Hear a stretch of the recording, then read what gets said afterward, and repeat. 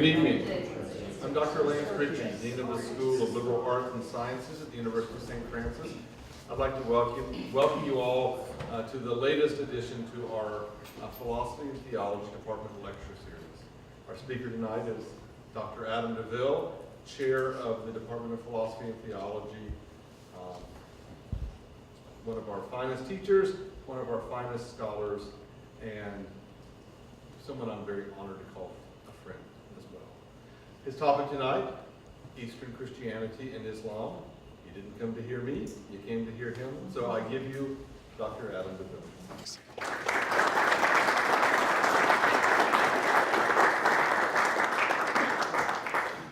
Thank you. You're too kind as usual. I brought a handout which functions, if you want to take one, and we might have enough, functions as kind of an outline for the talk, but also gives you some maps and bibliography for further follow-up on this ever-expanding topic, for those of you interested in doing some additional reading. I realized just a few minutes ago, walking over here, that it is perhaps a testimony to my supreme foolishness that this is the topic I've chosen to speak on now. I've been teaching a course under the same title, Eastern Christian Encounters with Islam, since 2008. And I've held off giving a public lecture on the topic, partly because I thought, well, give it another year and maybe things will calm down. Give it another year and maybe things will be a little clearer. Give it another year and things will be a little calmer. Give it another year and things will be a little less messy. That has not happened, of course. If anything, we've gone in the opposite direction. So it is perhaps a moment of supreme folly that I choose to open my mouth in 2015 rather than in 2007 or 8 on this topic when it has gotten much more complicated. And so that functions also as a warning and as a telegraphing of the conclusion of tonight's talk, which is to say, it's not going to be neat and tidy, and we're not going to leave here feeling happy that we've solved the issues. I think the best I can hope for tonight is for us to appreciate the messiness of the issues, the complexity of the issues, and in many ways the intractability of the issues we're going to be looking at.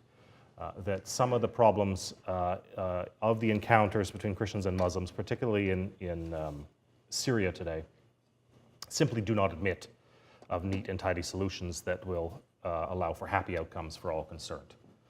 And so we're not going to end on that note, unfortunately. I know it's often a convention that we end lectures and books and TV shows on kind of a happy note. We all go home and feel like that's been solved. But alas, that is not what has been given to us for tonight.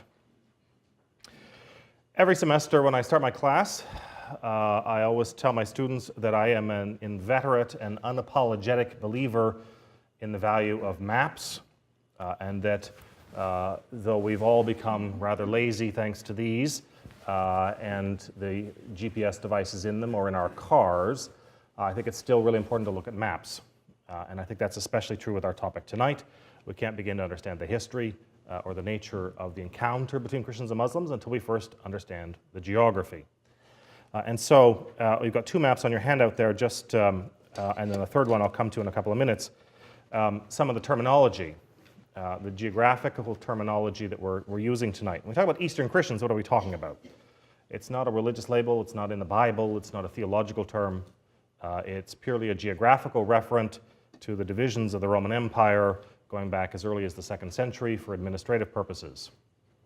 With the Christianization of the empire after 313 and the move of the capital, especially after 330, from Rome to New Rome, or Constantinople, we find that Christians in different parts of the empire will develop very differently. And so in the West, just to summarize a bit baldly here, in the West we find Christians developing their own liturgical, theological, spiritual, musical traditions that we generally group broadly under the heading of Latin Christianity.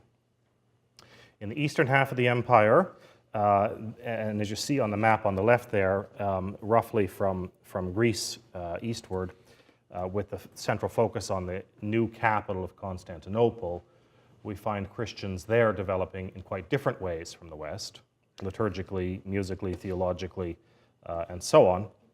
And those Christians there would come recently to be called Byzantine Christians in the so-called Byzantine Empire. The word Byzantine is a modern neologism that probably owes its origins to Edward Gibbon. Nobody in the first millennium and for much of the second millennium knew what the word Byzantine meant, and they didn't refer to themselves as Byzantine. They called themselves Romans because they saw themselves as being part of the Roman Empire. But conventionally in English for the last couple of hundred years, we've used the term Byzantine, and we'll use that a bit tonight. There's a third group of Christians in the East, apart from the Byzantine Christians, that is further east into places like Armenia, and further south into Egypt and Syria. And these Christians are, again using today's terms, referred to as the Oriental or the non-Chalcedonian Christians of the East. And that has to do with the debate in 451 over the two natures of Christ. And there were divisions there. Christians didn't accept what was decided at the Council of Chalcedon, and that family of Eastern Christians in Egypt, Syria, and Armenia walked a different path, if you will, separate from Byzantine Christianity and separate from Latin Christianity. Two other groups I mention here. We won't go into these in detail, although I'd welcome further questions if you wish at the end. The Assyrian Church, which at one point was the largest Christian church in the world. The Assyrian tradition began in Syria and went as far east as Korea at one point, with over 500 communities all across not only Asia Minor, but Asia itself.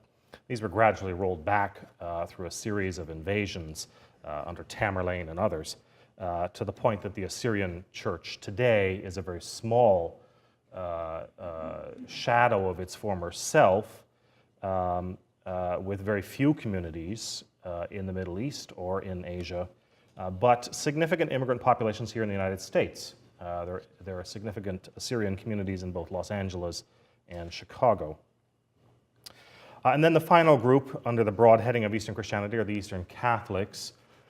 This could take a lecture unto itself, but the short version of their history is that there were a number of Eastern Orthodox groups in Europe who, after the Counter-Reformation, sought union with the Bishop of Rome and entered into a relationship of union with him, retaining much of their Orthodox practices and customs, but also now acknowledging the supremacy of the Pope. They remain somewhat controversial among their fellow Orthodox as being traitors, as being sellouts. And again, I'd welcome any further questions about some of these groups. It's a maddening picture to keep your mind around, given the diversity of these groups. But I just wanted to clear up a little bit of the terminology before we talk more about their encounters with Islam. Since we are in a Catholic university, oftentimes the question is asked, well, what are the differences between the Eastern churches and the Catholic Church? Part of the answer to that depends on the person you ask. Sometimes people seem almost perversely willing to exult in every sign of distinctiveness they can find, which will maintain or preserve or even deepen the divisions that we have experienced between East and West. But I think all sane observers, all serious observers of the situation today would tell you that on all major theological questions, the Orthodox and the Catholic Church are very, very close. Whether it's the seven sacraments, whether it's devotion to the Mother of God, whether it's belief in the importance and the efficacy of iconographic veneration, on all these major topics, including Christological and Trinitarian dogma, East and West are very, very close. Certainly more so than either of them is with the various Protestant traditions today. The big question that remains on the Orthodox Catholic front is the question of the papacy. To put it crudely, who gets to be the boss, and what kind of power does that boss have? And that's a question to which elsewhere I've given a little bit of attention. Again, if we want to go into some of those questions later on, I'd certainly welcome that. But our focus tonight is on the encounter between Eastern Christians and Islam. Long before 9/11, long before any of the other events of contemporary history, when we started to pay more attention to Islam. Long, long before that, there were Christian groups who had encountered Islam from the very beginning. And those groups were all to be found in the eastern half of the Roman Empire.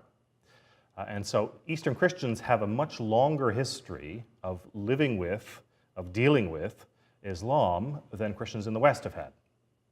Although this history is not, until very recently, well known at all. So our task tonight is to look at some of that history. What happens when Christians in places like Syria, Egypt, North Africa, Asia Minor, the Caucasus, what happens when all of those Christians begin to encounter Muslims for the first time in the 7th century?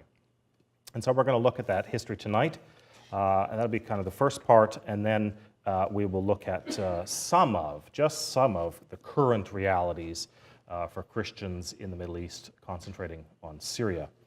The map behind me is the map of the expansion of Islam that finds its origins, Islam does, in the Arabian Peninsula here. And the western and central half of the Arabian Peninsula is the territory that had been conquered already under Muhammad before his death in 632. Immediately after his death, his followers carried on the campaign of conquest and expansion, and you can see how it moves north and west simultaneously. It conquers much of the world within a century. This is an astonishing map if you know anything at all about military history. The fact that so much territory can be conquered in so little time is a testimony to great strength on the Islamic side, great weakness, great catastrophe on the side of the Roman Empire and the Christian churches. The reason Eastern Christians are those first to encounter Islam is simply geography. You know, the old real estate maxim that you may have heard, location, location, location. That explains the encounter here. So as we move out of the Arabian Peninsula, where do we move first? We move north into Syria. Why? Because it's there. And because it's not really shielded by any significant natural barriers. There are no large river valleys, there are no significant mountain ranges. Syria is a country that was easy pickings. After we move through Syria, we keep moving north. Where do we go? Now we begin to encounter some difficulty as we move into the Caucasus, into Armenia, which in parts is a heavily mountainous country. And so Armenia will never be totally conquered, but a significant part of it will be. And then simultaneous to the conquest of Armenia in the 640s, we move into Egypt and the conquest of Egypt at the same time. Again, if you know military history, I think that's an astonishing fact. Most historians, at least the ones that I've read, will tell you that the Second World War ended the third week of June 1941, because that was the beginning of Operation Barbarossa, the German conquest of Russia. The Germans, for all the power of the Wehrmacht, could not pull off a war on two fronts. Certainly if you read Churchill's writings, he exulted when he got word that Russia had been invaded, because he knew then that Britain was not going to be conquered and the war would eventually be won by the Western powers. It's a formidable feat to launch a war on multiple fronts and win, and yet Islam does. The Arabs do precisely that after they move out of Syria. They move north into Armenia at the same time, and they conquer Egypt within the same decade. And then they just simply keep moving all across the top of North Africa, where there had been extensive Christian presence for 600 years, more or less by this point, across the Mediterranean at the narrowest point, which of course are the Straits of Gibraltar, and into Spain, and stopped in the Pyrenees mountain ranges on the Franco-Spanish border in a famous battle in the 8th century with Charles Martel, whose name means Charles the Hammer. He was one of the few people successfully able to drive back what likely would have been the total conquest of Western Europe. Eventually, Islam would be driven out of Spain, but Spanish Christians were the first Western or Latin Christians to encounter Islam after Christians in Egypt, Armenia, Syria, and elsewhere had encountered Islam. What happens in those encounters as we move in? As the Arab Muslim forces move in, what happens? Well, traditionally, in most places, we see three options being given to the newly conquered peoples. There is, of course, the classic traditional options offered to virtually all subject peoples, and that is join our side or fight to the death, convert or fight to the death. Many Christians had reasons for not wanting to pick either of those two, as did many Jews. And the treatment here, I'm going to concentrate on Eastern Christians, but in the sources, Judaism and Christianity are given virtually identical status and treatment under Islamic law. And so Eastern Christians and Jews, the so-called peoples of the book, are given a third option. You don't want to abandon your faith and your family and your history and your patrimony, and you don't want to fight, either because it's too late, you've already been more or less subdued, or because you've got legitimate theological objections, as Christians did, to taking up arms. So you don't want to choose either of those two unpalatable options. What do you do? Well, here's the unique thing within Islamic history that renders it, relatively speaking, ahead of its time. And I want to stress the relative nature of this. I think one of the unfortunate habits many of us are in is judging the past by the standards of the present. And if we do that, then I think most of us, if not all of us today, would agree that the third option presented by Islam is a prima facie case of blatant and unacceptable discrimination. That most of us, certainly under US constitutional law, would win in a heartbeat if we were to litigate. But that being said, for its time and in its place, the third option offered to Christians and Jews was relatively enlightened, was a relative form of tolerance. And that tolerance goes under two different headings, whether it's under the Arabs or later under the Ottomans. But the system is relatively the same. Under the Arabs, this is the system known as dhimitude. Jews and Christians are known as the dhimmi peoples, or the dhimmis. Later on, after the 15th century, when the Ottomans more or less take over the territory that had been conquered here and continue to run the empire, the Ottomans call this the millet system. But in both cases, with very minor distinctions, the restrictions and the requirements were virtually the same. So Islam looks at the world and basically divides it into three. Those who are with us, Muslims, those who are not with us but who are close to us in some ways, Jews and Christians, because of certain common figures, some of the Hebrew prophets, for example, and Jesus Christ himself. Islam recognizes those figures as being messengers from God, denies the divinity of Christ, but calls him a prophet. So it recognizes commonalities, recognizes common figures, it recognizes common stories in the Jewish and Christian scriptures, and says, you people are like us enough that we're going to grant you a special status that we will not grant to other groups. So other religious groups or non-believers will not get this status. But Jews and Christians get the status of being dhimmi peoples. This, as I say, is a relative form of tolerance. The word dhimmi itself meant protection. In essence, I don't think this is an unfair comparison. For those of you who've watched any old movies about the mafia, particularly in New York, and the protection racket that was set up there. In some ways, this is what we're talking about. Pay us a fee and we'll leave you alone. Pay us a fee and we'll ensure that nothing bad happens to you, to your family, to your house, to your business, to your livestock, and so on. That was the central feature of being a dhimmi, of being under this status of dhimitude. But there were many other restrictions as well. And so if you're a Christian in 7th century Syria or Armenia or Egypt, and really from the 7th century all the way down through the 19th century, the system collapses with the collapse of the Ottoman Empire on the eve of the First World War. But this is a system that's going to last, with regional variations, for over a millennia. So what did you have to do as a Jew or Christian to be a dhimmi, to be accepted within Islamic law? Well, there were all kinds of restrictions. Some of these were enforced with greater or lesser vigor, depending on who was doing the enforcing, depending on what period of time we're talking about, depending on what region we're in. Islamic law, in the eyes of some scholars, particularly Ottoman law, has often been called one of exception. And so we're going to generalize a little bit here, but we have to be aware that not all these laws were consistently applied to everyone, everywhere, all the time. But the laws themselves are well attested. The application is messier, but the legal documentation for these laws is very well attested. So you're a Jew or a Christian who doesn't want to abandon your faith, doesn't want to join Islam. What do you have to do in order to survive? Well, there are a whole series of restrictions on all aspects of your life.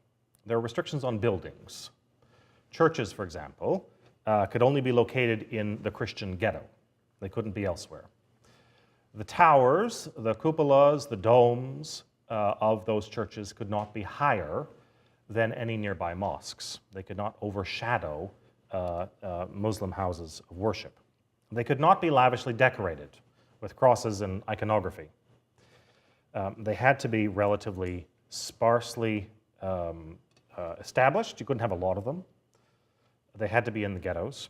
They had to be of a certain height, and they had to be relatively unadorned. Christians themselves had to live, as did Jews, in their own ghetto. Part of this arises out of the fact that under Islamic purity laws, encounters with non-believers, in the eyes of some, render me impure, and there's a whole ablution that I have to perform in order to be rendered pure again. That's a bit of a hassle. If I don't want to have that hassle, I don't want to encounter these people. What's the easiest way to avoid encountering them? We segregate. We put them in ghettos where we don't have to deal with them, or we don't encounter them, we don't see them.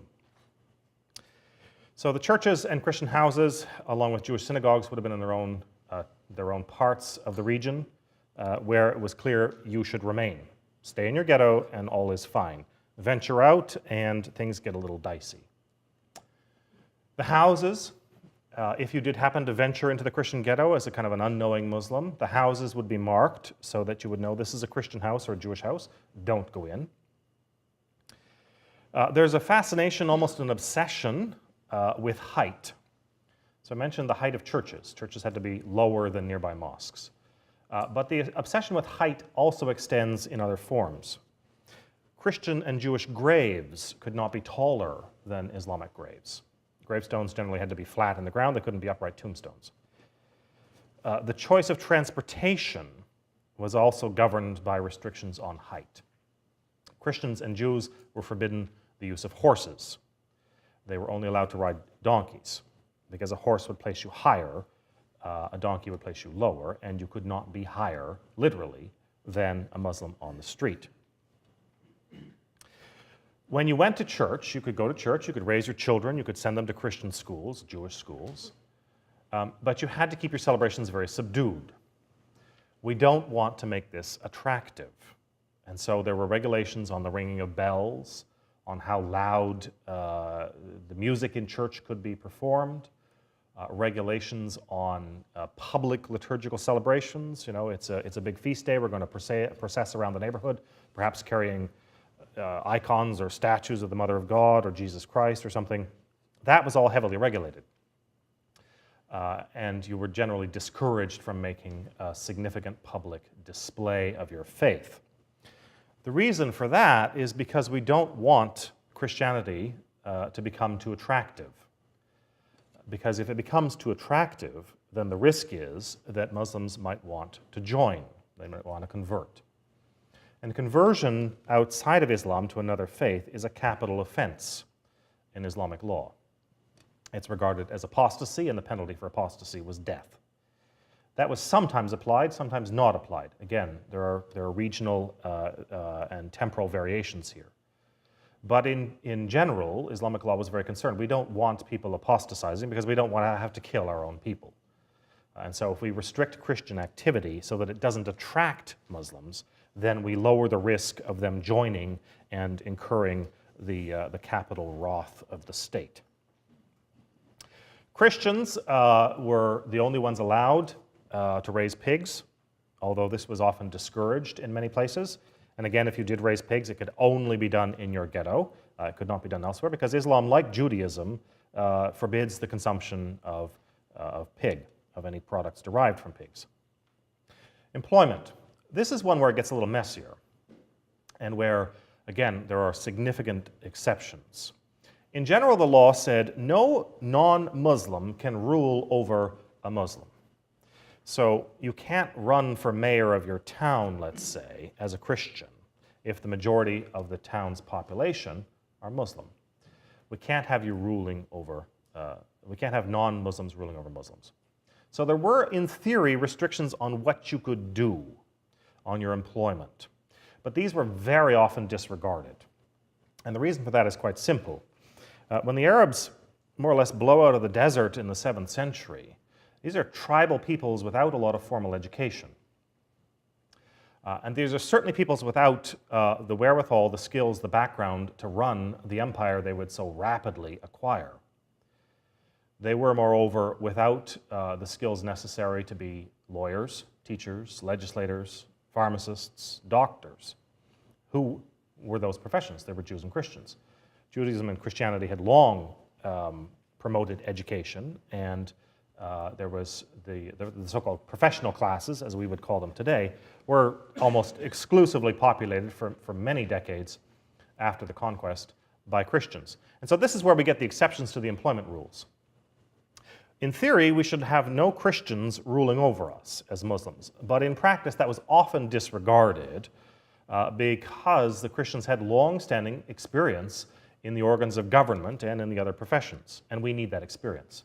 I mean, the classic example here is St. John of Damascus, middle 8th century figure, towering Christian scholar, whose father and who himself both worked for the government in Syria, employed, not without difficulty, but employed by the Islamic rulers because they recognized that both John and his father had significant experience in government that they needed. And so the laws of employment, restricting employment for Christians and Jews, were often set aside, at least until those places could develop their own skilled labor force. The use of Arabic was forbidden to Christians and Jews for the simple expedient that we want, as Muslims, a language in which we can talk amongst ourselves without the risk of being overheard. And so Arabic was forbidden. You were not allowed to teach it. You couldn't bring your children up learning Arabic. You were not supposed to learn it yourself. And you weren't supposed to communicate in it in public. There were rules on how you dressed. In parts of the newly created Islamic Empire, Jews and Christians were forbidden headgear. That was restricted to Muslims. So again, you're clearly identifiable walking down the street. Do you have a turban on or not, as a male? How are you dressed as a female? I can identify you and know, okay, you're on my side, we're safe, or you're a Jew or a Christian, and I have to avoid you. And in those encounters, if we did happen to encounter each other out in public, the custom was, the expectation, the law was, in fact, that Jews and Christians had to give way at all times to anybody they might encounter who was a Muslim if they did encounter them. And that meant, therefore, you got down into the ditch until your fellow Muslim pedestrian passed you by. Again, you can't be on the same level, literally. You had to be dressed in a certain way too, so that if I did happen to see you coming, I could know I shouldn't really encounter, I shouldn't really engage this person. I might not be able to avoid them totally on the street, but I shouldn't have any kind of contact with them. But the prime function, the prime feature, the central, the most important, and certainly the most hated part of being a dhimmi was the tax, the so-called jizya, or poll tax, or head tax. This was a heavy tax levied on every Jew and Christian in the region, and not just on them, but all the members of their family, all of the land that they owned, and all of the property that you owned as well, down to counting how many cattle or sheep you may have had. All of this was heavily taxed, and the tax was expected to be turned in every year. Failure to pay the tax meant, at a minimum, slavery. The women and children were normally sold into sexual slavery, and the men may have been pressed into various Islamic armies, or they may simply have been killed. So the tax was not an option. The failure to pay the tax on time and in full, resulted in very, very serious and in some cases lethal penalties. But there's an interesting ceremony in parts of the Islamic Empire when it comes to paying the tax. Of course, we all grumble every April when we have to turn in our forms to the IRS, but if we're fortunate, we can fill out a few boxes online and click, click, and away it goes, and it's a relatively painless kind of process I can do from the privacy of my desk. The ceremony surrounding the payment of the jizya was a public ceremony, and it was designed to stress once more the humiliation of Jews and Christians. Part of the ceremony, when it was carried out, involved the person paying the tax doing so in the public square, with the local governor being seated, and the non-Muslim, the dhimmi, bringing up the bag of coins every year to be verified. And as you presented it to the governor, you knelt in front of him, and he took his sword and he placed it at the base of your neck. And this was a reminder. This was a reminder of two things. One, if all the money's not here, we will come for you, and it will not be pretty. And two, never ever forget that you live solely at our pleasure. You are here because we've chosen to tolerate you. If you break the law by not paying the tax or other parts of the law, then you surrender your life. So the dhimmi system, as I said, is a relative form of tolerance, but it's a form of tolerance designed to humiliate, designed at every opportunity to say to people, you are a second-class citizen. If you want to remain a second-class citizen, you know what you have to do. If you want to throw off the shackles of being second-class, you want to have the same, as we would say today, rights and freedoms, then you have to convert to Islam. But if you're not going to do that, then you have to accept the fact that you're a second-class status. You're not on the same level as Muslims are, and you will not be. Now, again, from our perspective, certainly in this country, with its long constitutional principles of not discriminating on the basis of religion, certainly the government is not supposed to do that, we would regard, I think, this situation as being unacceptable, and we would be right. But for its time and in its place, this was an option that allowed Christianity to survive, allowed Judaism to survive in places it might not otherwise have done. In fact, if you talk to some historians, Armenian historians, for example, they will tell you that life under Islam, which for Armenians in particular was very bloody at points in their history, life under Islam actually helped them to survive because they were forced to live together, and they were forced to realize that if we are in fact going to survive, we have to set aside our differences, and we have to do what it takes to survive. So Islam in some ways, and this is a dynamic we see in other conflicts with other groups, when you're suddenly surrounded by people who hate you and who wish you ill to the point of death, it's amazing how all of your petty squabbles from the past just suddenly vanish, or at least become very insignificant.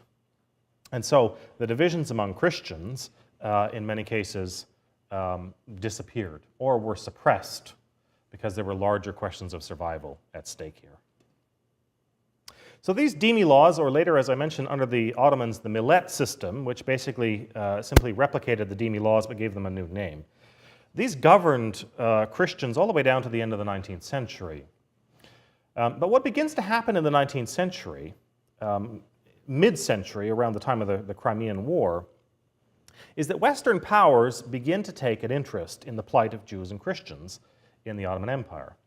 And they begin to put pressure on the Ottomans to grant greater rights and freedoms to their Christian populations, particularly to the Armenians.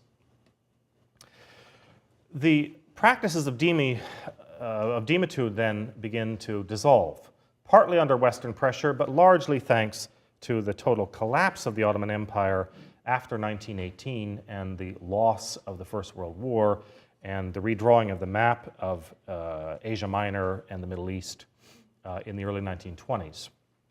By that point, the empire doesn't exist anymore. New countries have been created at the hands of the Western powers, the British and the French in particular, and the dhimmi laws largely disappear. There are, however, vestiges of them still today in some countries, Egypt, for example, that we still see some parts of these laws being maintained. The Coptic Christian population of Egypt, for example, has restrictions on where it can build its churches, when it can repair its churches, how big its churches can be. And in general, the government of Egypt, both under Mubarak and then even still under the new president Sisi, has maintained some of these laws. Some of the other Dhimmi laws have passed into history, passed into desuetude, but restrictions on buildings remain in Egypt and in some parts of the rest of the Arab world. And in fact, just this afternoon, a friend sent to me a video of a sermon given by one of the imams at the Al-Aqsa Mosque in Jerusalem in May of this year, in which the imam was calling for the resurrection of all of the Dhimmi laws. So, as I mentioned, they've largely disappeared, but some people would like to bring them back. So that governed Jewish, Christian, and Islamic relations for well over a millennium. If we jump ahead to the present, what's going on today? So I mentioned I'd like to end on a hopeful note, but the more I delve into this history, the more I realize that's just not possible. As pressure mounts on the Ottomans in the 19th century to grant greater rights and freedoms to their Christian and Jewish populations, what happens? It backfires. There's mass repression of the Armenians in the 1890s. Somewhere between 100 and 200,000 Armenians, in fact, are killed because they're getting too uppity. The Ottomans regard them as now being contumacious, egged on by their Western supporters, France and Britain in particular. And so the Armenians are made to be scapegoats, to use the phrase of the recently deceased René Girard. Made to be scapegoats. The genocide of 1915 of the Armenians didn't arise out of thin air. There's a long history of mass slaughter of Armenians at the hands of both the Arabs and later the Ottomans. So pressure to grant greater rights and freedoms to the Armenians in the 19th century backfires. That dynamic, unfortunately, is one that we see time and time again the closer we get to our own day. And so if we jump ahead to 2003, look at just the last dozen years. For a variety of reasons, for a variety of complex causes, we went into the Middle East in 1991 and again in 2003. And among several of the outcomes of the wars in Iraq, we've seen mass exodus and mass slaughter of their native Christian populations. The Christians of Iraq are now less than half what they were just a dozen years ago. We went in with good intentions, but as so often happens in this history, we did not heed the lesson of the law of unintended consequences. And so what happened in Iraq is we went in to deal with somebody that nobody regarded as a good figure. You know, as I say to my students every semester, Saddam Hussein in Iraq, Hosni Mubarak in Egypt, and Bashar al-Assad in Syria are nobody's idea of the guy to bring home to mom. Right? This is not the kind of person that you want to say, yes, I'd like my daughter to marry this fellow. They are tyrants, they are thugs, they've used violence against their own people on a mass scale. None of that is in dispute. So, the complex question before us is, what do we do in those circumstances? With noble intentions, I think, we realize we can't turn our backs. We need to do something, that very American impulse. We need to do something. We need to make things better. And yet, I wish we would pause for just a little bit longer to realize that in trying sometimes to make things better, we run the risk of making things worse. That's what's happened to the Christian populations in Iraq. That's exactly what's happened in Egypt. And I fear that's exactly what will happen again in Syria. We knocked out Saddam Hussein. More recently, we drove from office Hosni Mubarak, the 40-year dictator of Egypt. Again, nobody is defending what Mubarak did, but you do have to give Mubarak credit, as I think we have to give Saddam Hussein credit. They managed to keep some level of order in their countries and to keep a lid on some of the violence. And Christians whom I know from Egypt and Syria will tell you that that's a significant thing. We got rid of Mubarak in the so-called Arab Spring. What came after him? The so-called free elections that brought the Muslim Brotherhood to power. Muslim Brotherhood had been banned by Mubarak in Egypt as a terrorist organization. They emerged from the underground with their structure largely intact, and they won the election because they were the only ones with enough money and manpower and organization to be able to win an election on short notice when political parties had also been more or less illegal in Egypt for many decades. So the Muslim Brotherhood wins power, and what do they immediately start to do? Start a repression on the rights of women and the rights of Christians in Egypt. You have to give them credit. They were honest. They said they were going to do this, and they did it. We just didn't pay attention. So now we turn our attention to Syria. We want to get rid of Assad. Again, Assad, like Mubarak and Hussein, is not a great fellow. Nobody's putting him up for canonization. But you talk to the Christians of Egypt and Syria especially, the Antiochian Orthodox, the Melkite Greek Catholics, the Roman Catholics, and the small Protestant communities that exist in Syria, and they'll tell you that Assad has been a good friend to them in some ways. Not perfect by any means. Assad is himself the product of Catholic education. I've listened to lectures from Catholic bishops from Syria who've said that Assad would like to do more than he is able to do for the Christians in Syria. The US government has been pressing for years to get rid of Assad. Assad has attacked his own people in some ways. Assad is not a freely elected Democrat. None of this is in dispute. But Assad has tried to maintain some level of order in his country. He has tried to maintain some level of flourishing for both the Muslim and the Christian populations, and he's had some success at that. But what a mess Syria is today. So in the so-called Arab Spring, people thought this is the opportunity to get rid of Assad. We got rid of Mubarak. We forced changes of government in Tunisia and Libya. Maybe Syria can be next.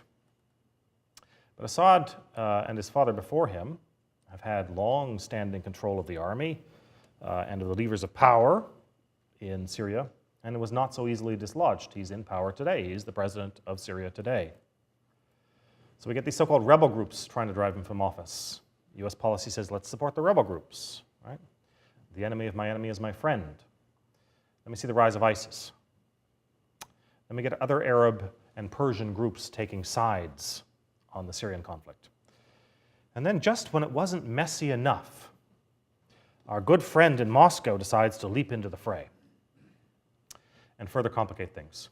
And again, among the various complicated motives that Vladimir Putin has offered, one of them is precisely the protection of Christians. Is that his only motive? No. Is he totally sincere? I rather doubt it. But the Russians, for over a century, going back at least to the Crimean War, have said, we feel a special responsibility to protect the Christian populations of the Levant, Syria and Lebanon. We want to do something. That's motivated, in part, Putin's entry into the conflict in Syria. On the side of Assad, what do we do? How do we solve this problem? I don't know that we can. I would like, as I said at the outset, to be able to offer neat and tidy solutions, but I think in Syria especially, they are simply not possible at this point. Syria is such a mess of such complexity that anything we do is going to have negative implications and consequences for somebody. We drive Assad from power, which has been until recently, John Kerry seems to be pulling back a little bit, the US Secretary of State. We've said for several years now we want Assad gone. Well, why don't we look next door to Egypt and to Iraq and see how that turned out? We want free and democratic elections. Well, why don't we look to Egypt and see how those turned out? I mean, the situation in Egypt after the so-called free elections got so bad that the army had to step in and remove President Morsi because of the repressive tactics he was adopting. And the US government said, well, that's terrible. We can't have a country that's now run in the aftermath of a military coup. We can't support what's happened in Egypt. But did we want to support President Morsi? No. What comes after Assad in Syria, I think, will be as bad, if not worse, than what we saw in Egypt. So the idea that we'll support the so-called rebel groups, most of whom we know very little about, to get rid of Assad, neglects the fact of what will the rebel groups themselves do if given the levers of power. Nobody, of course, likes ISIS, at least publicly, so let's get rid of ISIS. Easier said than done. We get rid of us. Let's say we did, though. We get rid of ISIS. What happens after that? We go back to the original civil war between the rebel groups and Assad. Where are we then? What happens with the Russian intervention? I don't have a way of tying this up neatly and handing us a solution we can all walk out of here with in a nice little box. It's a mess, and in some ways it's a mess of our own creation. There's a clear and unfortunate track record of Western powers intervening in the region for well over 100 years, and those interventions end up making things worse for the Christians. They do some good in other areas, I think we can agree on that, but they end up making things worse for the Christian populations. And so, if we assume no changes between now and the middle of this century, most demographers and scholars have said that the Christian populations of Syria, Egypt, and the wider region will simply cease to exist by about 2050. They've been in sharp demographic decline now for decades because of the circumstances, not just political and military, but also economic. Christians have been having fewer and fewer children if they remain. They've been choosing to immigrate wherever possible. Christian populations all over the region have been in decline. The war of 2003 and now the events of the so-called Arab Spring have only accelerated that decline. If nothing changes, Christianity in its homelands, Christianity where it finds its history going back to its very beginnings, will largely be exterminated within the lifetime of many of us in this room. What do we do about that? I don't have the answers. I don't know if any of us have the answers. And so I'm going to end here and turn it over to you. Some of you may have answers, some of you may have more questions, and I always find that's the more rewarding part of the evening anyway than my talking. As I mentioned, if you did want further reading, there's been an explosion of publications on this topic just within the last decade. In fact, I just got a new one this afternoon, yet another book on Islamic-Christian relations in the 7th century.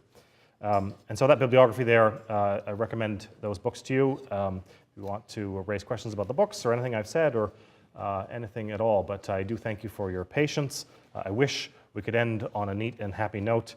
We can't, but there's benefit in continuing to be aware of the complexity and not barging ahead with solutions that are too neat and too tidy. So thank you for your patience.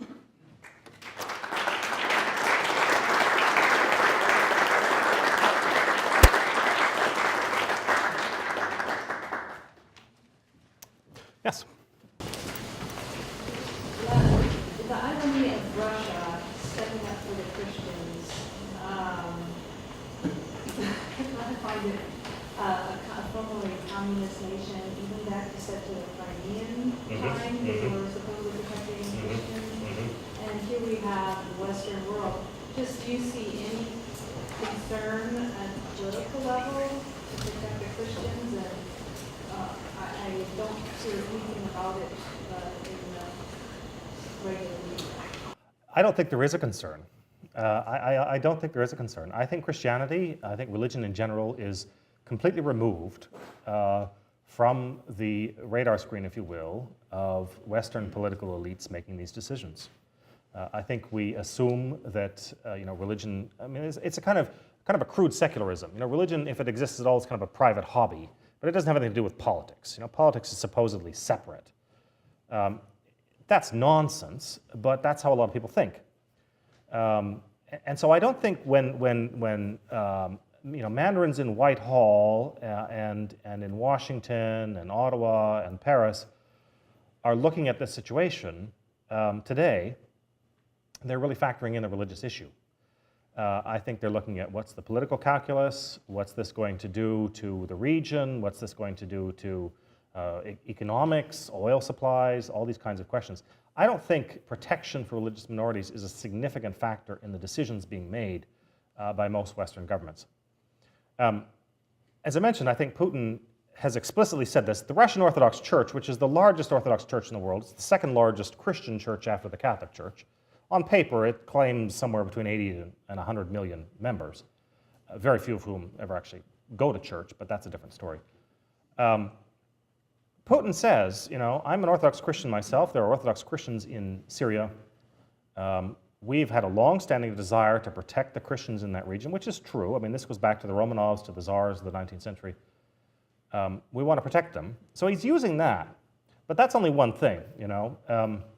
There are other motives here. Part of it is I think he senses an opportunity.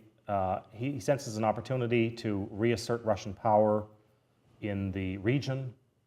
Russia has never reconciled herself to the loss of the empire in 1991 and to being simply a kind of a mid-level European power. They want to be a great power again. And I think this is part of the motivation. Partly to protect Christians, partly also to reassert power in the region, partly to have bases, you know, the long-standing, and famous search for warm water ports that the Russians have long wanted. But also, let's be frank, it's a chance to kick sand in the face of the Obama administration of this country, as having mounted really, according to Putin anyway, a totally ineffective campaign in Syria. And this is a chance to do all kinds of things. So the religious factor is one factor, but at least for Putin, it's something I think he does consider. I would not say that of Western governments. I've seen very little evidence that this is something they take seriously. This is not the reason why we've gone into Syria. And I'm not faulting current governments. Again, if you go back through the 19th century and through the 20th century, to the extent that Western governments have gotten involved in this region and claimed they want to draw attention to the plight of Jews and Christians, there's never been serious follow-through. And I don't think it's ever been completely sincere. I mean, even the British, when the British get involved in the Crimean War, it's largely because of a concern, the long-standing concern of British foreign policy, that no one power in Europe should be able to dominate the continent. And they felt like Russia was doing that. So on paper, the British government in the mid-19th century said, well, we're going in because we're concerned about the Christians, among other things. They were never seriously concerned about the Christians. The French were concerned about the Catholics in the Levant. Yes and no. It was partly that, but it was also partly, I think, largely, in fact, a chance to assert power in the region. So for Western governments, for going back over a century, I just think Christianity has been a serious factor in their decision-making. It is a factor in Russian decision-making, cynically employed, I think we could say, but I think there's some sincerity on the part of Putin, because the Russian Church, the Patriarch of Moscow, Kirill, and his so-called foreign minister, Archbishop Metropolitan Hilarion Alfeyev, have been banging the drum of the plight of Syrian Christians for many years now. And they are sincere, and to some extent they have the ear of Putin. So I don't think he's totally disingenuous in going in there, but it's one factor among many, whereas I don't think it is a factor for most Western governments. Do you see that there would be anything that we could do to make it a factor as citizens? Or is this, at this point in our history, is this? I think there's a recent precedent for making it a factor. You know, I was getting ready to teach this course in August of 2013 when we were having this discussion in London and Washington about the so-called Red Line and chemical weapons in Syria. And the Obama administration and the Cameron government in London were both saying, maybe we need to take military action. And the peoples of this country and the peoples of the United Kingdom rose up and made it very clear to their elected leaders in Parliament and in Congress, we will not take part in another armed conflict in Syria. And both governments were forced to back down. I didn't expect that. I was kind of pleasantly surprised. So we did it once. It's conceivable we could have that kind of concerted, coherent effect again if people really thought that it was worth, you know, taking on as an issue. Unfortunately, I don't see that groundswell, but I think having done it recently forced changes in policy 2.5 years ago, we could conceivably do it again. Yeah. Just a quick question. Is it a misconception to think of Sadat of Egypt and King Hussein of Jordan as relatively, maybe not westernized, but the good guys, or is that not true? Yeah, no, I mean, I think we can debate when we date it to the Iranian Revolution of '79, maybe earlier, maybe later. But many of the governments throughout the region, Iran, Egypt, Iraq, among others, these were governments created by the West and that sought, in limited ways, to imitate the West. I mean, even in superficial things like Western dress, for example. And so I think in Jordan, I think in some of the other countries, still today, there are people who want to maintain a kind of a distinction between Islam and the government, who want to fight. I mean, the Jordanians, the king of Jordan himself, after the immolation of the Jordanian pilot at the hands of ISIS several months ago, he flew some of the sorties in Jordanian Air Force planes. So the Middle East is not a monolith on this question at all. And I think there are some people who would, they're not always explicit about it for domestic political reasons, but who I think would like to see their own countries head in a more modern, democratic, Western direction, but they're limited in how far they can push that, and in some cases they end up getting pulled backwards, which is what happened, I think, under President Morsi and the Muslim Brotherhood and their short-lived government in Egypt. But I think in some places there's a desire there, even if it's not consistent and not well executed. Vincent? Yeah, Adam, I was wondering, one thing that struck me in your description, especially of the Arab Spring, is the West deluding itself with notions of modernity and the categories like democracy that we want to apply that seem to be ahistorical, but in fact are historical? Dependent on what we consider Western culture. You just can't apply these things willy-nilly to these situations. No, and I think that's the problem. We don't realize that. We can't apply them willy-nilly. I think there has to be a much more organic, long-term process in which some of these things either grow up in their native soil or are given a chance to put roots down. I mean, what we did in Egypt was just foolish. Go in, we get rid of Mubarak, and we'll just have an election, as though that's going to create a whole culture of democracy, and everything's going to be great after that. I'm often struck that the sort of wade in territory beyond my brief here, but the American Revolution is one of the few revolutions that was relatively successful. Other revolutions where we go in the name of democracy, certainly the French Revolution, end up being catastrophic and bloody. I think in some ways, maybe even unconsciously, our own history influences us into thinking that, well, if we throw off a tyrannical government, as we did with George III, things turned out rather well. Why can't we just replicate that? Or to put it in a more modern idiom, from the First World War onward, under Wilson, let's make the world safe for democracy. I think we've had that naive, misplaced hope and faith, and we haven't realized that it doesn't work so simply and so easily. I'm amazed that at a country of such progress and such intelligence, we seem sometimes to be so short-sighted in not realizing that these things don't work, or they certainly don't work in the short term, and yet we try anyway. And I think we shouldn't be surprised when they fail, but we are. And that's a kind of a frustration I have, and why do we continue to try these things in places that don't have a significant history of this? Maybe it could be developed, but even if it is developed, I think we have to allow for the fact that it will develop in different ways, and that the ways these countries will choose to run themselves might not be our ways. But we have to be willing to back off and say, all right, this is what you've chosen. Why do we feel the urge to impose some kind of prototype on everybody when it's not going to work? And I think that's a question, unfortunately, that has not been answered well for really, since, I would say, at least the First World War.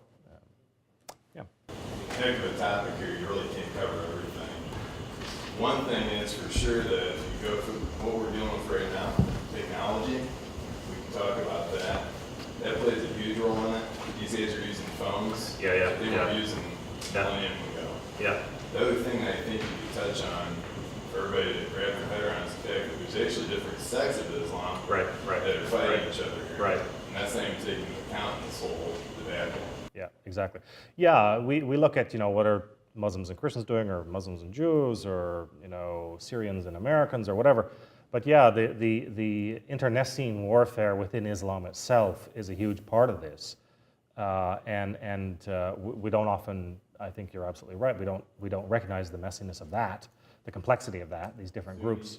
Sunni Shiites, the Persian-Arab conflict, which predates Islam, I think, in many ways. We're not talking about just solely, current or so-called religious conflicts. We're talking about conflicts that go back before the advent of Islam. Excuse me, you're right about technology. That was a significant factor in Tunisia and in Egypt. The fact that we have cell phones, the fact that we have Twitter, the fact that we can quickly gather people in a place, we can record a lot of what's going on. It's much harder to hide things today. It's much harder to get away with things today because of the availability of immediate, photographic and video evidence. Those are significant. But I think, again, the technology, we also put sometimes rather naive faith in that and assume that technology will solve the problems. We can send drone strikes in, or we can deal with this from the air without getting into the messiness of a ground war. I think, again, we need some caution in recognizing the limitations of the technology. That it's not going to. There are no panaceas, whether they're technological, political, religious. There just simply aren't. Back there.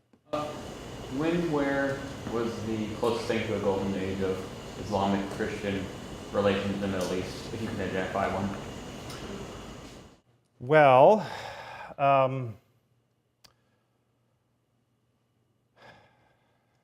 I don't know if there was. Again, so much of this history is one of exceptions. I don't think we can look at one that lasts across the history or across the region. There are periods, some historians would say there are periods of good relations between Christians and Muslims in southern Spain before they were driven out. Some people would say that under the later caliphs in Damascus and then in Baghdad, there was significant cooperation there. Some people would say, even as late as the early 19th century, that there were fairly good places and periods of Islamic Christian cooperation in eastern Anatolia, for example. I think there are some.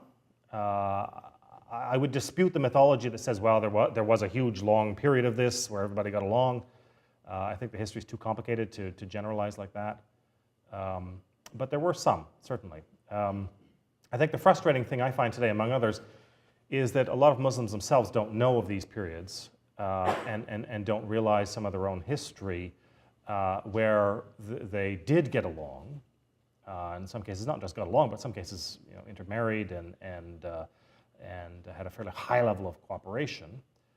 A lot of that gets pressed out today in newer forms of Islam, Wahhabism among them, that want no cooperation with modern Christians or Jews. I think that's unfortunate. People don't even know their own history, that this was at least a possibility. Some people today wouldn't even want to see it as a possibility, and I think that's unfortunate, to put it mildly. Over here. I want to thank you for doing that, actually doing the awareness and for the students to get some credits. I just wanted to share my own experience. I belong to the Holy Apostolic Eastern Orthodox Church,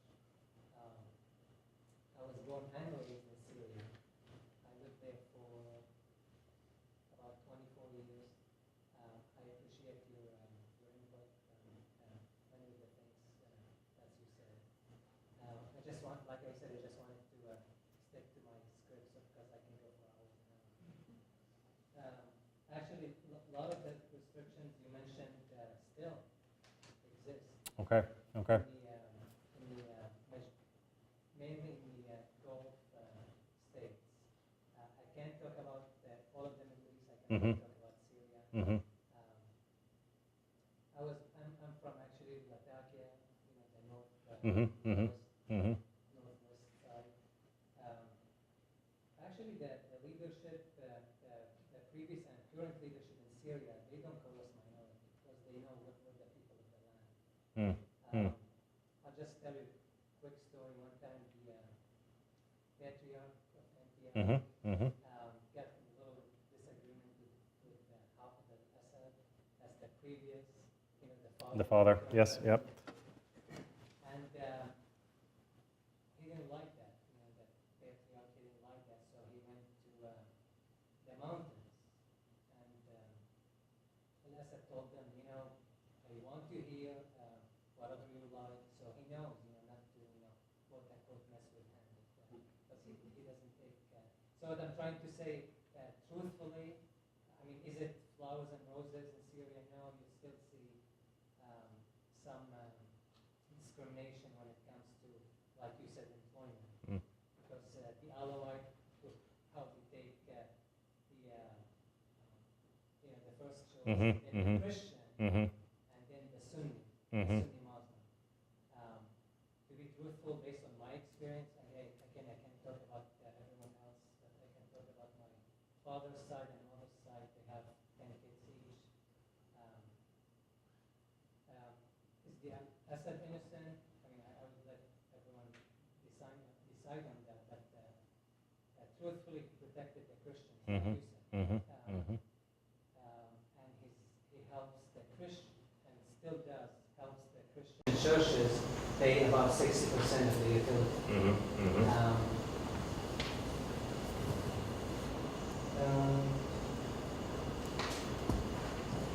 Now, I just have a little bit different opinion about the war in Syria and Syria, and I completely agree with you. It's very complex. Mm-hmm. But I believe it is a war on Syria, not a war in Syria. Mm. But I won't call. I'll be a little bit more.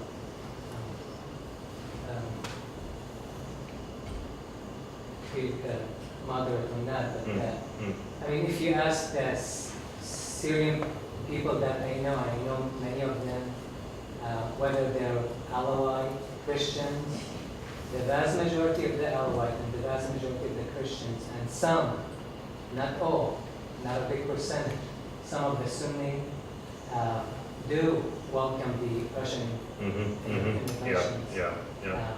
So I just wanted to, give an opinion on that because I truly feel that Syria is very unique and compared to other Gulf states. Absolutely, yeah. Because we have the freedom to share, like Christian beliefs. Yeah. If you've got a few minutes, I'd love to talk more afterwards. I want to get a couple other questions. People have been patient. Yeah. Is the Ayatollah Khomeini of Iran still living? There is an Ayatollah, yes. I hardly know. No. Okay, so when he passes, will that make a difference? Who does Islam have a leader? One man is a leader, and who is that? That's a really good question, and it's a really big problem in my view. Whatever Catholics might think about having a hierarchical magisterium, however much we might cavil at that sometimes, and sometimes with reason, I think the lack of a central teaching authority today within Islam has proven to be a big problem. The last supposed ostensible global leader of Islam was basically abandoned in about 1924 in the aftermath of the war. He hadn't really functioned in a significant way before that, but the last vestiges of the Ottoman Empire got rid of the caliphate, and it hasn't come back. ISIS, interestingly enough, has said that's one thing they want. They want a caliphate with a universal leader to impose their version of Islam. But the fact that there isn't a global leader today neither the Ayatollahs in Iran nor anybody else, I think causes problems because Islam does not speak. When you're talking over a billion Muslims in the world, it doesn't speak like Christianity. It doesn't speak with one voice. And that's a problem when it comes to questions like interreligious freedom and the use of violence, because the tradition within Islam is quite mixed. And so if you look for guidance, well, you know, do I go with the sanctions that I can find? I can, you know, cherry pick. I can proof text in the Quran and in the Hadiths that justify my, you know, blowing up a bus full of Jews in Tel Aviv, or do I ignore those verses? The lack of a central teaching authority, I think, is a big problem. But that's not for me to solve. That's, I think, you know, a problem within Islam if they want that. Many Muslims say we don't have one and we don't need one. You know, nobody owns Islam. Islam owns itself, as I've heard it put. But I would say, looking as an outside observer, I think that's a problem. The Russian intervention in Syria, certainly a lot of sand kicking and geopolitics. But given the number of Muslim populations in the former Soviet republics in Russia, long term, how much does perhaps Putin view as ISIS if they were to, say, seize power in Turkey as an existential threat as opposed to simply a regional area of geopolitics? Yeah, no, and I think that's a really interesting question and something worth watching in the weeks and months ahead. There are about 20 million self-identified Muslims in Russia today, making them the second largest religious group after the Orthodox Church.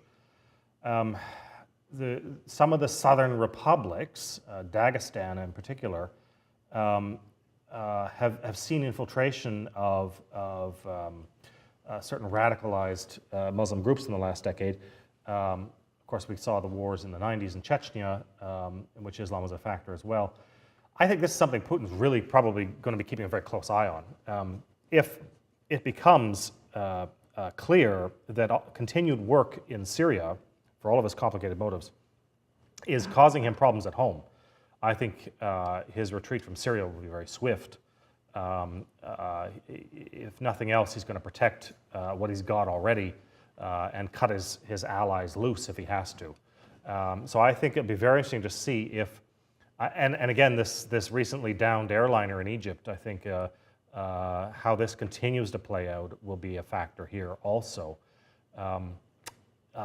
in determining to what extent Putin stays in the region, to what extent he ramps up or pulls back. I don't think it's clear, but I do think it is clear that if there is significant violence at home, then Putin's time in Syria, unlike his time in Ukraine, will be short-lived, and he'll be willing to pull out of there.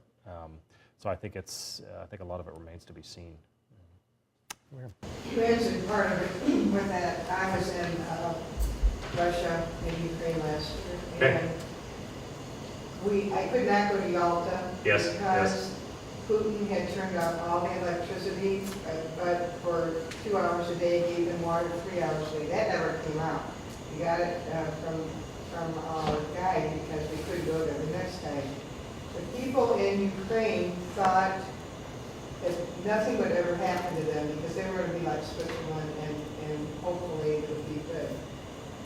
The border was being protected by ordinary citizens, and our bus driver gave a sleeping bag to his brother. They were taking food to them. They had no uniforms, no tents, no anything, and here comes Putin with his tanks. Now, I see that happening. I personally think that's going to happen in Syria. Now, I just got back from Romania last week, and we saw the place where the refugees were staying. No one there now. It's too cold. And the guide said that someone found a sign at their border saying that they didn't want them to come, which wasn't true. And our guide was an Eastern Orthodox, felt very, very bad that sign was put there. And those people, I know I was in Bulgaria, and they said they could not the refugees were going right through Bulgaria because they have such a high rate of unemployment, as a lot of those eastern countries that were communism are trying to pull themselves up themselves. So their goal was to get to Germany. Yeah. And so now my concern is they can't travel now. They were walking, literally walking west. So what do you think? Yeah, the refugee situation is just, it's sick-making. What do you do? Well, they were feeding them in that one area in Romania, and now they're not coming. Yeah, the Greek islands, the mass numbers that have been washing up on the shores of the Greek islands, Southern Europe, the Balkans. What do you do? I have no solutions here. I don't know if anybody does. I think it's just such a massive catastrophe. Apparently, the numbers are such that we haven't had this many people on the move since the end of the Second World War. This is a huge issue, and there's no easy or short-term solution. People say, well, we've got to stop the war in Syria. Yeah, but as we've seen, I think tonight, that's easier said than done. And even so, it's one thing to cease fire. It's another thing to rebuild a country and persuade people you want to go back. So even if the war stopped tomorrow and Syria, emerged as a peaceful and united country, is everybody going to turn around and go home? I think this is going to be just a massive problem we're going to continue to have to face for years to come, regardless of how Syria turns out. It's mind-boggling, I think, to look at the complexity and the messiness of it. Yeah. Well, when you spoke of the Russian Orthodox Church and the people in Russia who identify themselves as such, I seem to detect a little bit of cynicism in the way that you referred to how much many of the people practice their faith. Sort of like calling the United States a Christian nation. I'm wondering, and maybe I may be asking for generalization that you're not willing to make, and that's fine, but I'm really curious. How would you characterize in these Christian enclaves in the Muslim world, do you see, I guess I'm wondering, the conflict there, do you see it more as a real conflict of a spiritual nature, of real adherence to spiritual principles, spiritual ideology, or more of a sort of a cultural, racial conflict that happens to be couched in the terms of Christian versus Muslim? There's a slogan, I don't know who said it, that if you spend an hour discussing Middle East politics, you've just spent 60 minutes discussing Middle East religion, which I think is an attempt to recognize that in some parts of the world, this being one of them, there isn't the separation that we assume in the West, that those categories bleed together in ways that in the West we've tried to separate for several hundred years, at least conceptually. So I think it's both. There's an undeniable theological, religious, spiritual component to everything that's going on. It's larger in some places than in others. But I think a lot of it really is, if we were to kind of crudely put it in terms of fractions, I think more than half of the cause we could label political.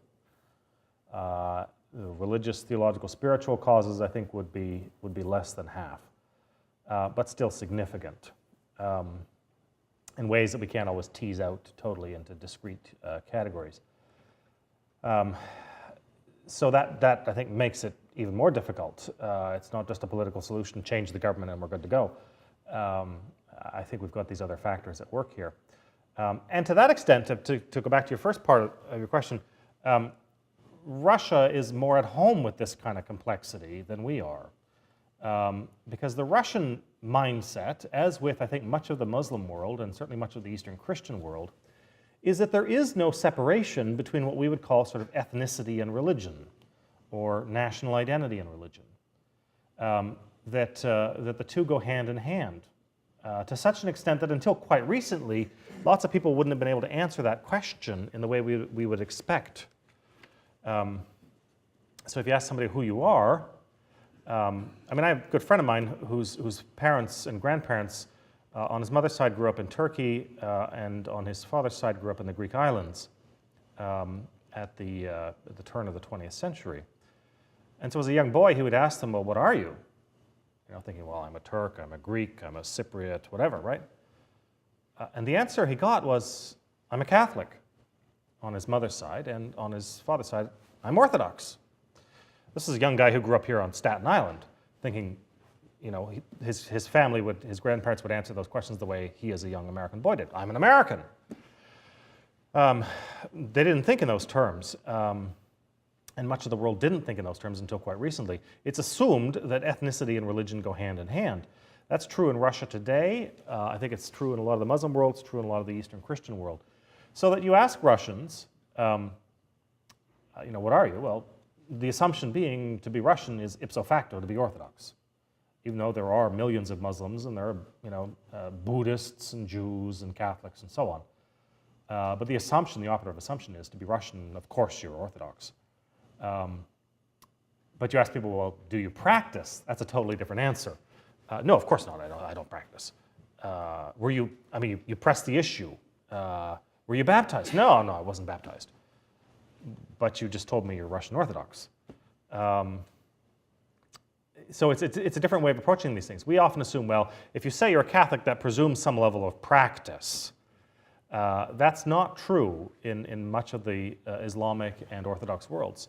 To be something is a function of your birth, not of what you do. And for us, that's hard to get our heads around. So that, again, on paper, the official count of the Russian Church is somewhere between 80, somewhere north of 80 million people claim to be Russian Orthodox. But some of the, I haven't seen really recent survey data. The last survey data I saw was for about 2012. In Moscow itself, you know, massive city, capital, 16 million people roughly, I think. How many of these 80 million Orthodox Christians were in church? On Easter Sunday, less than 2% on Easter Sunday. So the question of practice is a different question. And you say to people, well, how can you call yourself Orthodox when you never go to church, when you're not baptized or whatever? I say, well, what does baptism have to do with it? You know, I was born here, that's enough. And that's true, as I say, for other parts of the world as well, that the place of birth determines what you are religiously, and these are not separate categories in the way they might be for some of us. Anyway, I think we'll call it a halt here. I'll certainly hang around for further discussion. I want to thank you for your patience. Thank you for some very interesting questions and discussion. You will note on the back of the handout, I listed the remaining lectures in our department series. There's nothing now until the new year. We know December is a very busy time. And so the first lecture of the new year will take place in early February with Sister Jacinta in the back there, and then the rest of them through the year. So I thank you and I wish you a good evening.